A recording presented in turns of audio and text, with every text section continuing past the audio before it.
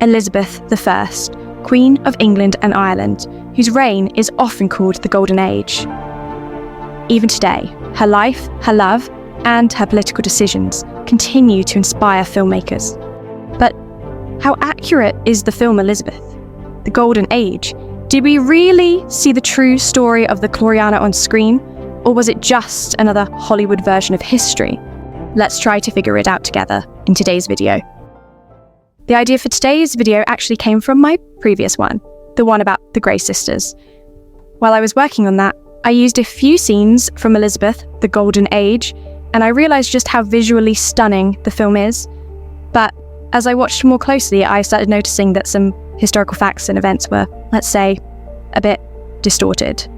If you haven't seen that previous video yet, what are you waiting for? Go check it out.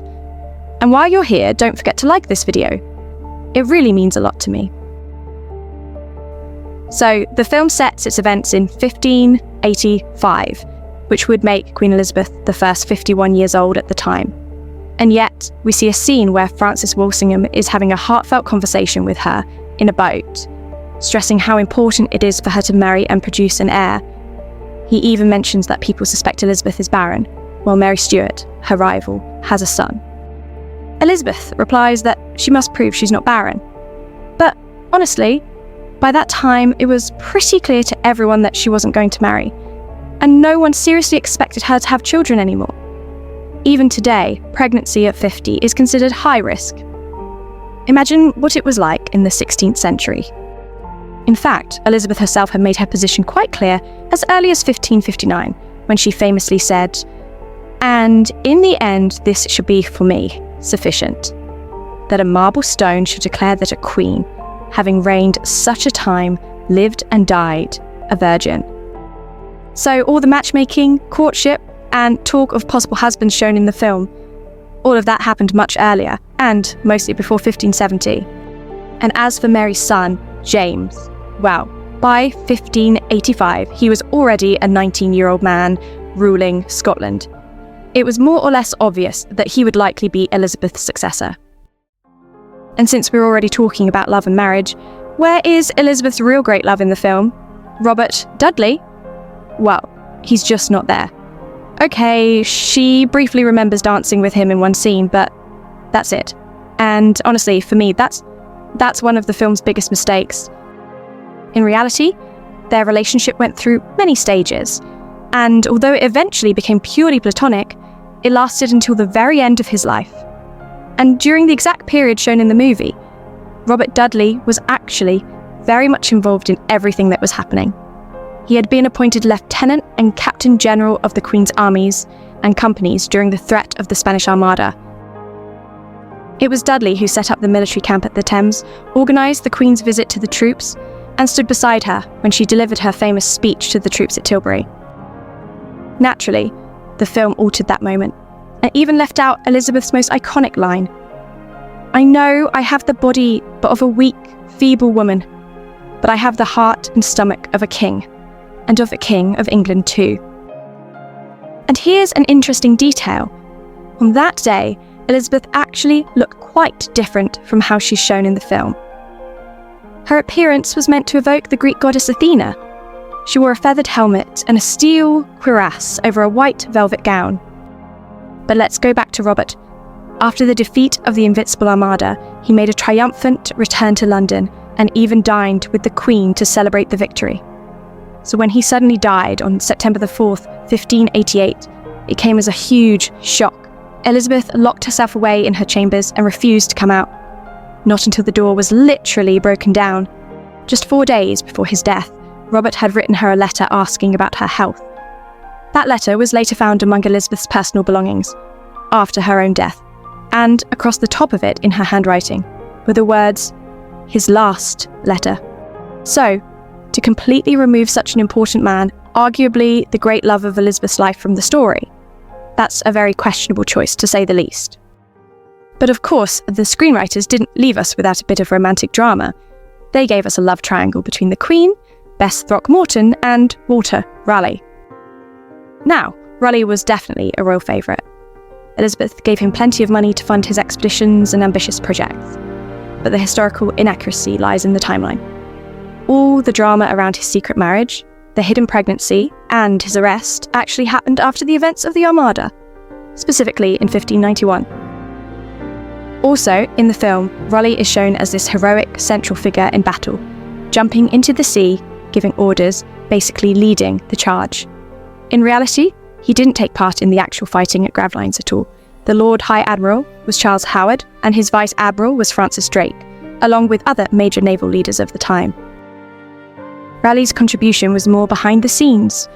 He helped prepare for the defence and even sold one of the ships he'd built to the Crown before the battles began. In the movie, a furious Elizabeth has Raleigh arrested but only banishes Bess from court. In real life, both Raleigh and Bess were imprisoned in the Tower of London, but were released later. The child Elizabeth holds in the film, their son Damarai, did exist, but sadly he died of the plague not long after. That tragic event may have softened Elizabeth's anger, at least to some extent. But of course, that kind of heartbreak would have been a bit too dark for a Hollywood ending, so the film gives us a lighter version of events. Raleigh did eventually return to court and even led more expeditions. He never gave up his dream of finding El Dorado. He and Bess went on to have 2 more children, but in the end, Raleigh met his fate on the executioner's block under the orders of James I. And here's a final, rather grim detail. His severed head was returned to Bess, and according to some accounts, she kept it with her, preserved in a special bag, until her death. So, a love story, yes, but not exactly the fairy tale version the film suggests.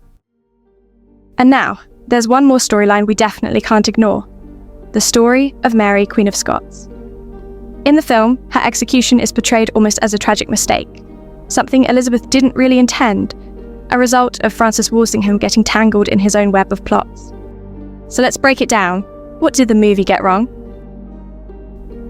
First of all, the film combines 2 completely separate historical events, the Throckmorton plot and the Babington plot. And yes, if the name Throckmorton sounds familiar, that's because Bess, Throckmorton's cousin, was involved in that plot, which happened in 1583. Once again, timeline issues. The Babington plot, on the other hand, took place in 1586. In the film, it's turned into this dramatic scene where a man runs into a church with a pistol, screams, "Whore," and fires at Elizabeth. But in reality, the entire plot existed only on paper. It was all in secret letters that Mary was writing, and that Walsingham was carefully intercepting. And when Mary, in her own handwriting, wrote the infamous line, "Let the great plot commence." Signed, Mary. She essentially signed her own death warrant. So no, the Spanish didn't trick Walsingham. And King Philip definitely wasn't secretly reading Mary's letters. Mary did agree to the plan to assassinate Elizabeth, and that's ultimately what led to her execution. Oh, and the film also gives Walsingham a brother who turns out to be a traitor and conspirator. Yeah, that guy? Completely made up. As for Mary's execution itself, the version we see in the movie is actually a much softer version of what really happened. In real life, the executioner was so clumsy it took him 3 blows to finish the job. If you're curious about the complicated relationship between these 2 queens and want to know more about the tragic life of the beheaded Queen of Scots, I've got a whole video about that on the channel. Go check it out. Oh, and while we're at it, we should definitely talk about King Philip II of Spain. In case you forgot, he was actually the husband of Mary I, and after her death, he even proposed marriage to her sister, Elizabeth. In the film, Philip is portrayed as this religious fanatic, with a slightly crazed look in his eyes, obsessed with overthrowing Elizabeth and putting his daughter on the English throne. He supposedly launches a war right after Mary Stuart is executed. Now, it's true that Philip's beloved daughter, Isabella Clara Eugenia, was indeed suggested as a possible heir to Elizabeth I, and that happened in 1587. But you might be wondering, how was she even connected to the English throne?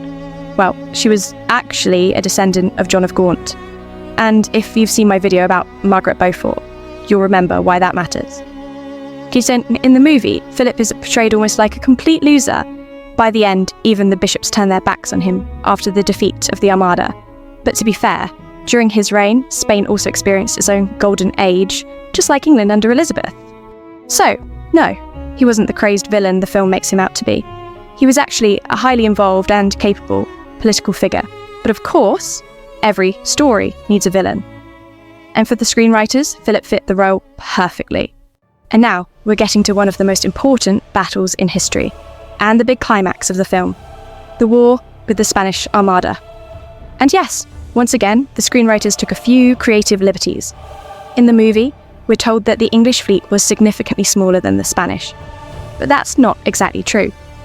The Spanish Armada consisted of about 130 ships, while the English fleet had around 190. The real difference wasn't in the numbers, but in the ships themselves. English vessels were smaller, lighter, and far more manoeuvrable. Their long-range cannons also gave them a serious tactical edge, which made a huge difference in how the battle played out. Then, in the film, Elizabeth is dramatically informed that English ships have been sunk. But in reality, England didn't lose a single ship in direct battle with the Armada. Their losses were minimal, with one important exception: the fire ships, also known as branders. These were ships that were intentionally set on fire and sent drifting toward the enemy fleet to cause chaos. The English lost those, yes, but that was exactly what they were built for, to be destroyed in the process. As for the Spanish, they suffered significant losses, though not primarily in battle. Most of their ships were lost due to storms, shipwrecks, and poor navigation during their retreat. Their armada simply wasn't prepared, not for the rough seas around the British Isles, and not for the long journey back, especially with disease and malnutrition spreading through the crews. That's why, after the victory, England issued a commemorative medal with the words, "He blew with his winds and they were scattered." The film makes it seem like this one defeat instantly ended the war, with a broken Philip II abandoned by everyone after the failed invasion. But the reality was much more complicated. The Anglo-Spanish War continued for another 16 years after 1588. And let's be honest, England didn't win every time. Yes, the attempted invasion failed, but the broader conflict went on with many ups and downs on both sides. Of course, there are so many more little details and inaccuracies we could talk about. So if I missed something in this video, please let me know down in the comments. Overall though, I have to say, I actually enjoyed the film. What can I say? I'm a bit of a sucker for beautiful visuals and those epic, dramatic scenes with the wind blowing and hair flying. Maybe personally, I would have liked to see a slightly different Elizabeth on screen. Not so jealous, romantic, and a little hysterical at times, but rather the strong ruler she truly was. The Elizabeth who led her country into a golden age. But what about you? How did you feel about this film? I'd love to hear your thoughts in the comments. Thanks for watching, and I'll see you in the next video.